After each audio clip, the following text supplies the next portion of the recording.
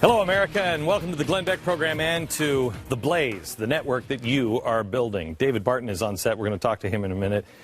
We've got a lot of the people from The Blaze here from New York. We have a lot of different people here tonight and all kinds of coverage that you're not going to be able to get anywhere else.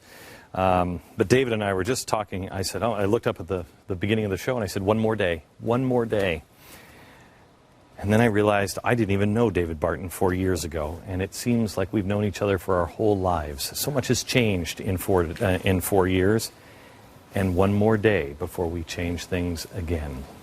The media now continues to think inside the box and use the old outdated methods to forecast the outcome of the presidential election. It's why we're building The Blaze. They don't get it. I think they're going to be very, very surprised tomorrow night. They won't know what hit them. I want to give this caveat. I could be radically wrong here, too. One of us is going to be very, very wrong. They're saying it's very close. It's going to be a long night, a nail-biter. I don't think it is. I think it's going to be another Chick-fil-A moment. And because the media establishment has pushed this wishful but bogus storyline, the left and the Democrats everywhere will be scratching their heads in disbelief, and that leads to danger. Because the storyline will be unbelievable to a lot of people. I've been saying this for weeks now, but the more I look at the numbers and more other people look at the numbers, it's easier to see that the far more energized electorate is that of the right, conservatives. More importantly, the Tea Party, religious members of our country who consider themselves independents. That's why more and more of the experts are predicting now a Romney landslide. Michael Barone, he's somebody who's very well respected by a lot of people, been doing this for a long, long time.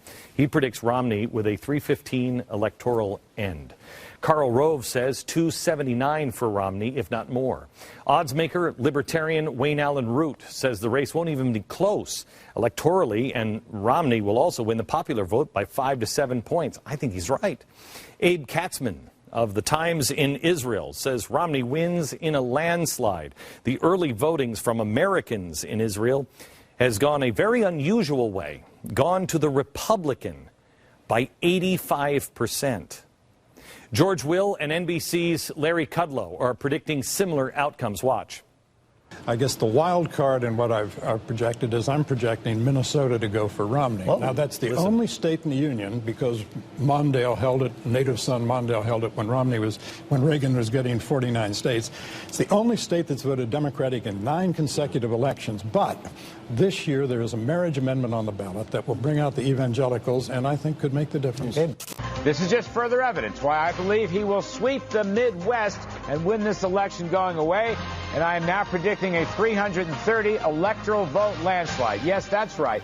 330 electoral votes. And I'm going to show you why later on. Okay, we are all on the edge. Because there's only about 10 of us that are saying this. And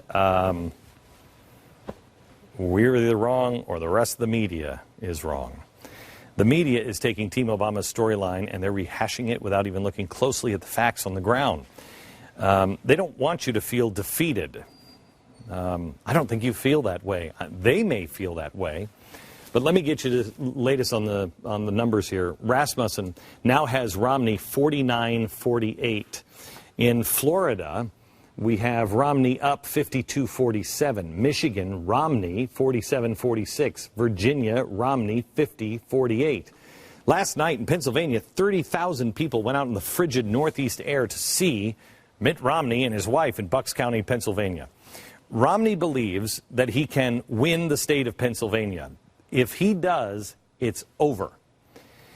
Obama has actually taken this threat seriously enough to send Bill Clinton there and spend a ton of real money in Pennsylvania. That should have been locked up for Obama a long time ago. And the early voting results in Ohio are stunning. The GOP has increased their early turnout by more than 108,000 from 2008's total. This is really important.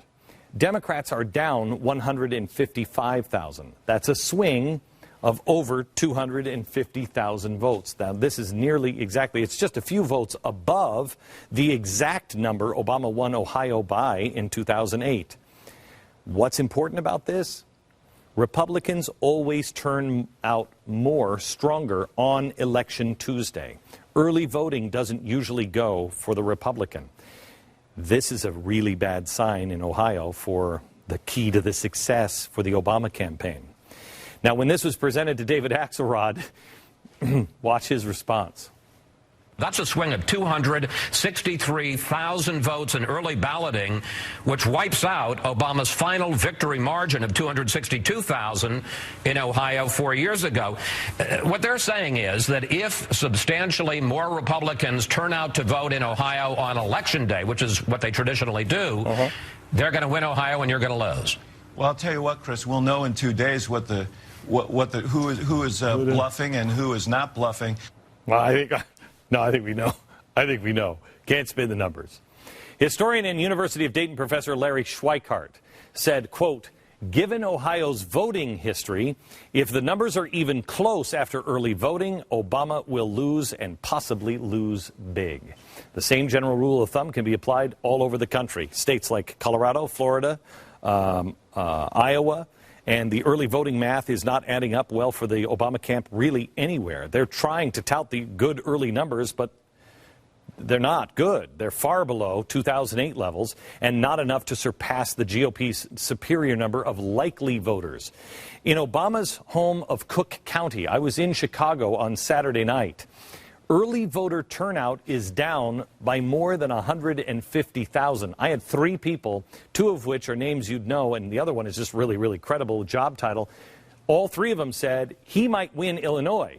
I don't believe that, but that's what the people on the ground are saying. And here's why. Independents.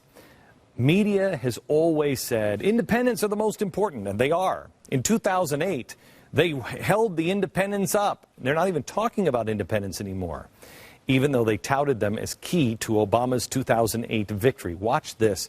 This is from one of the guys, I think he was working for the Obama campaign. This is 2009. Now he works for the New York Times. What a surprise. He says, in almost every competitive general election, the party that loses the contest has also lost independent voters. This is because most people vote strictly along party lines. The Democrat might be all but guaranteed 80-90% of the Democratic vote, and the Republicans 80 to 90% of the Republican vote, except in certain regions of the country where one or another party encompasses a wide range of ideologies, blah, blah, blah. It's independents who swing the vote, since they represent the overwhelming majority of votes which are up for grabs. This must necessarily be the case. But the media isn't even talking about that. Why? Because independents are overwhelmingly going for Romney. The most recent Rasmussen Reports poll shows Romney beating Obama by 13 points, 52 to 39 among independent voters. Important? Well, yes. Since 1972, this is the first year of the exit polling, no candidate for president has ever won an election while losing independents by such a wide margin, which makes the poll that came out from CNN even more interesting or frightening if you're with the Obama team. They have, CNN, Romney up by a whopping 22 points among independents. But CNN did some really indicative of the coverage this time around. Interesting math.